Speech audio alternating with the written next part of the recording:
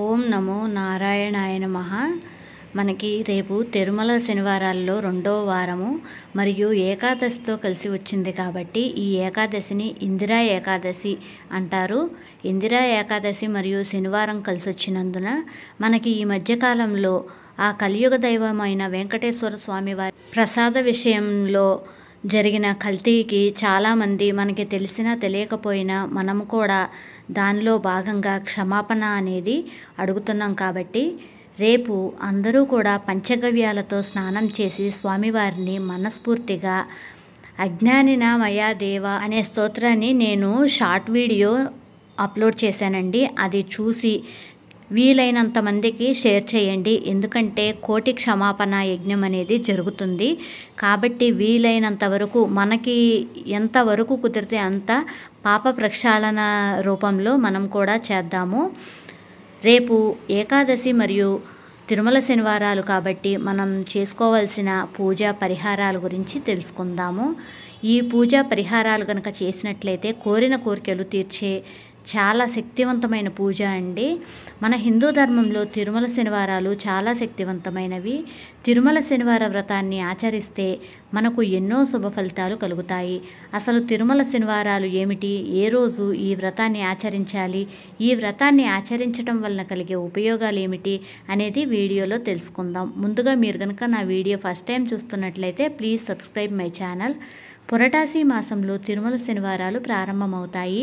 ఈ తిరుమల శనివారాల్లో ముఖ్యంగా పూజించవలసిన దైవం శ్రీ వెంకటేశ్వర స్వామి వారిని పూజించాలి. పురటాసి మాసంలో ఈ తిరుమల శనివారాలు ప్రారంభమవుతాయి. పురటాసి మాసంలోనే కలియుగ దైవమైన ఆ వెంకటేశ్వర స్వామి వారు భూమిపైన జన్మించారని మన నమ్మకం.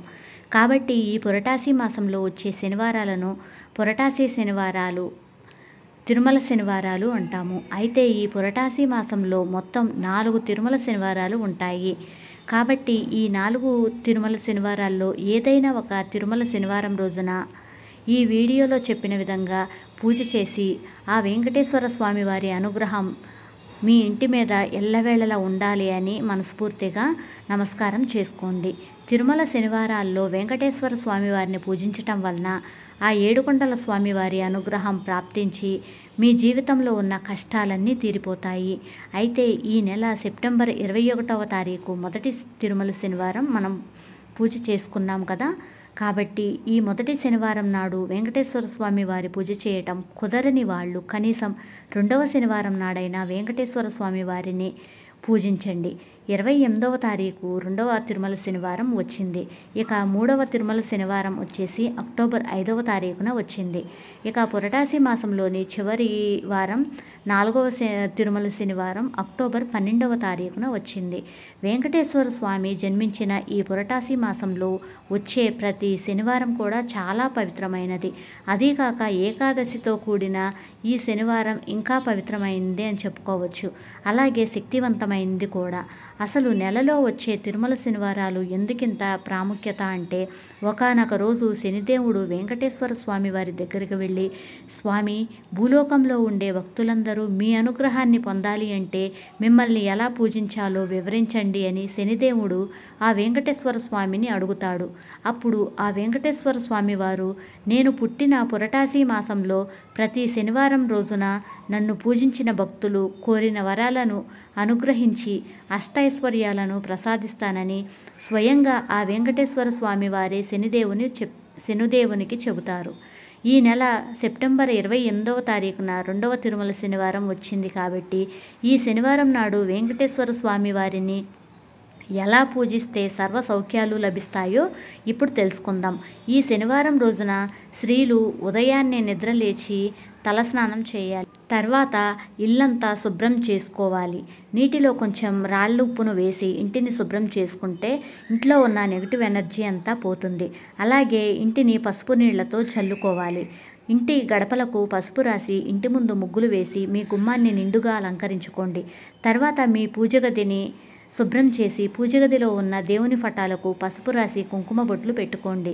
దేవుని ఫటాలకు పసుపు కన్నా గంధం బొట్లు పెడితే చాలా మంచిది. పూజ ప్రారంభించే ముందు మీ పూజ గది దగ్గర ఖచ్చితంగా ముగ్గు వేయాలి. పూజ గదిలో ముగ్గు లేకపోతే మీరు ఎన్ని పూజలు చేసినా వ్యర్థమే. ఇంట్లో పూజ ప్రారంభించే ముందు మీ పూజ గదిలో ఉన్న వెంకటేశ్వర స్వామి వారి ఫోటోను చక్కగా నిండుగా, ఆయన అలంకార ప్రియుడు కాబట్టి అలంకారం అనేది చేయాలి. మీ పూజ గదిలో ఉన్న వెంకటేశ్వర స్వామి వారు ఎంత అందంగా ఉంటే అంత మీకు అనుకున్న పనులు త్వరగా జరిగే అవకాశం ఉంటుంది. కాబట్టి ముందుగా స్వామివారి ఫోటోకు గంధం రాసి కుంకుమ బొట్లు పెట్టండి. తర్వాత మీ దగ్గర ఏదైనా నగలు ఉంటే వాటిని స్వామివారి పటానికి అలంకారం చేసుకోండి. బంగారపు నగలు అలంకరించాలి అని నియమమేమీ లేదు. ఎందుకంటే ఆయన అలంకార ప్రియుడు కాబట్టి మన సంతోషం కొద్దీ ఆయన్ని ఇంకా చూసిన కొద్దికి చూడాలి అనిపిస్తుంది కాబట్టి అలంకారం చేసుకుంటే తప్పేమీ లేదు. ఆ నగలు కనుక ధరించినవి అయితే ఆవు పాలతో కానీ పసుపు నీళ్లతో కానీ శుద్ధి చేసుకుని స్వామివారికి అలంకారం అనేది చేయాలి. అన్నింటికన్నా స్వామివారికి ఎంతో ఇష్టమైన తులసి దళాలు మీకు వీలైతే ఒక మాలను తీసుకువచ్చి స్వామివారికి అలంకారం చేయండి. మాల మీకు అందుబాటులో లేదు అనుకుంటే కనీసం తులసి ఆకులనైనా తెచ్చి స్వామివారి ఫోటో ముందు పెట్టుకోండి. అయితే మనం ఏ వ్రతాన్ని ఆచరించినా ముందుగా గణపతిని పూజించాలి. అప్పుడే మనం చేసే ప్రతి పనికి పుణ్యఫలితం లభిస్తుంది. కాబట్టి కొంచెం పసుపు తీసుకుని అందులో కొన్ని పాలు లేదు అంటే గంగాజలం కలిపి పసుపు గణపతిని తయారు చేసుకోండి. పూజ గదిలో ఉన్న వెంకటేశ్వర స్వామివారి ఫోటో ముందు పెట్టి ఈ పసుపు గణపతిని ప్రతిష్ఠించి పసుపు కుంకుమల అక్షంతలతో పూజ చేసుకొని తర్వాత నమస్కారం చేసుకుని ఎటువంటి విఘ్నాలు కలిగించవద్దని పూజ ప్రారంభించాలి. మీ పూజ గదిలో ఖచ్చితంగా అక్షింతలను పెట్టుకోండి. అలాగే ఒక రాగి చెంబులో కానీ ఇత్తడి చెంబులో కానీ నిండుగా నీళ్లు పోసి పూజ గదిలో పెట్టుకోండి. ముందుగా వెంకటేశ్వర స్వామి వారి ఫోటో ముందు 3 పిండి దీపాలను వెలిగించండి. బియ్యం పిండితో కానీ గోధుమ పిండితో కానీ పిండి ప్రమిదలను వెలిగించి వాటికి కుంకుమ బొట్లు పెట్టి నువ్వుల నూనెతో కానీ ఆవు నెయ్యితో కానీ దీపాలు వెలిగించాలి. దీపానికి పుష్పాలు సమర్పించి నమస్కారం చేసుకోవాలి. ఇక స్వామివారికి నైవేద్యంగా పండ్లు, పచ్చిపాలు లేదా ఒక చిన్న బెల్లం ముక్కనైనా సరే నివేదించండి. గోవిందనామాలను చదువుకుంటూ ఇంట్లో పూజ చేసుకోవాలి. గోవిందనామాలు చదవలేకపోతే ఓం గోవిందాయ నమః అనే మంత్రాన్ని చదువుతూ దీపారాధన చెయ్యండి. ఇక చివరిగా స్వామివారికి హారతి ఇచ్చి ధూపం వేసి 3 ప్రదక్షిణలు చేసి మీకున్న సమస్యలను అలాగే కోరికలను మనసులో తలుచుకుంటూ స్వామివారికి నమస్కారం చేసుకోండి. తర్వాత మీ పూజ గదిలో నీటిని తీర్థంలాగా తీసుకొని అక్షింతలను తల మీద వేసుకోవాలి. ఈ విధంగా స్వామివారిని పూజించి ఒక పూట ఉపవాసం ఉంటే చాలా మంచిది. ఉదయం పూట చేయలేని వాళ్ళు సాయంత్రం సమయంలో పూజ చేసుకోవచ్చు. 2 పూటలా దీపారాధన చేస్తే ఇంకా మంచిది.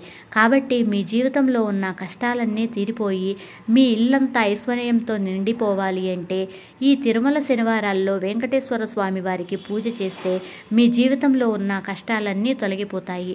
అంతేకాకుండా ప్రస్తుతం మనకి తిరుమలలో జరిగిన లడ్డూ కల్తీ విషయంలో మనం కూడా తెలిసి తెలియక చేసిన దోషాలన్నింటినీ క్షమించమంటూ ఆ స్వామివారికి పాప ప్రక్షాళన పేరుతో మనం అజ్ఞానినా మయా దేవ అని నేను షార్ట్ వీడియో పెట్టానండి. అది మీకు వీలైనంత వరకు షేర్ చేయండి. ఎందుకంటే కోటి క్షమాపణ యజ్ఞం జరుగుతుంది కాబట్టి మనకి చేతనైనంత వరకు ఆ స్వామివారిని క్షమాపణ అడిగితే చాలా మంచిది. దీనికోసం ప్రతి ఒక్క హిందువు కూడా చాలా కష్టపడుతున్నారు. మన ముఖ్యమంత్రి గారు, మన డిప్యూటీ సీఎం గారు చాలా ఈ విషయం గురించి వారికి తగ్గట్టుగా ప్రయత్నిస్తున్నారు. మనము కూడా మన ప్రయత్నం చేసి మన ధర్మాన్ని చాటుదాం, మన ధర్మాన్ని నిలుపుకుందాం, హిందూ ధర్మాన్ని కాపాడుదాం. ఓం నమో భగవతే వెంకటేశాయ నమః. మీకు కనుక ఈ వీడియో నచ్చినట్లయితే ప్లీజ్ లైక్ చేయండి, షేర్ చేయండి, కామెంట్ చేయండి. Thank you.